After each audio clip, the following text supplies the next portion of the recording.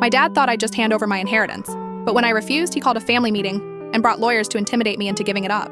The inheritance was from my grandmother, Dad's mother, who'd specifically left everything to me. Not him, not my siblings, just me. $847,000 and the beach house in Maine, where I'd spent every summer as a kid, learning to paint while she told stories about surviving the Depression. You were always special to her, Dad said, his voice dripping with false warmth as 3 lawyers in identical gray suits arranged documents across our dining table. But she wasn't in her right mind. Dementia. You know, Grandma had been sharp until the day she died. She'd called me 2 weeks before, reciting my social security number from memory just to prove her mind was intact. Your father will try to take it, she'd warned. Don't let him. The lead lawyer, a woman with predatory eyes, slid a paper toward me. This simply transfers the assets to their rightful place. The family trust your father manages. I didn't touch it. The will was clear, I said. Dad's mask slipped for a second. Linnea, be reasonable. You're 23. You'll blow through it on avocado toast and yoga retreats. That's when I noticed my Uncle Cameron in the corner, recording everything on his phone. My sister Thea sat frozen, gripping her coffee mug like a lifeline. Mom stared at her hands. Sign it, Dad commanded, or I'll contest the will. Drag this through court for years. You know I have the resources. The lawyers nodded in unison like trained seals. What Dad didn't know was that I'd been recording too, not just today, but for months. Every threat, every manipulation, every time he'd stolen from Grandma's accounts while she was alive. I had bank statements, forged signatures, emails where he discussed handling her estate before she was even sick.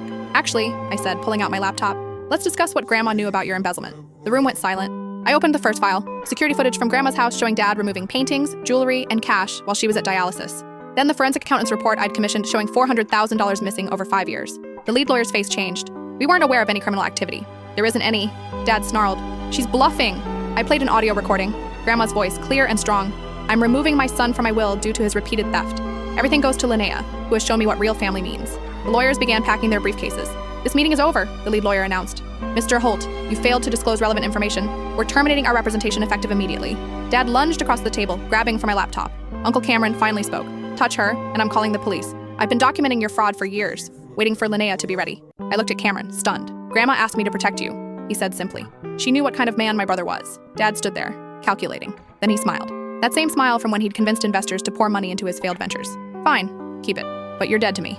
I've been dead to you since I was born female instead of the son you wanted, I replied. Grandma saw that. He stormed out. The lawyers followed. Mom finally looked up. I'm leaving him, she whispered. Grandma left me something too. Evidence of his affairs. I was waiting to see if you'd cave. Thea laughed. Actually laughed. The old lady planned everything, didn't she? I opened Grandma's final letter, the one her lawyer gave me that morning.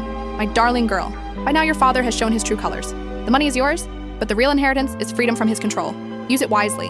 Build the life we dreamed about during those summer painting sessions. And remember, the best revenge against a narcissist is living well without them. P.S. Check the beach house basement. I left something special. 2 weeks later, I stood in that basement surrounded by Grandma's hidden art collection, Monets, Picassos, pieces worth millions she'd bought cheap in the 1960s and never told anyone about. Dad had been right about one thing. Grandma did have favorites. She just had excellent taste in choosing them.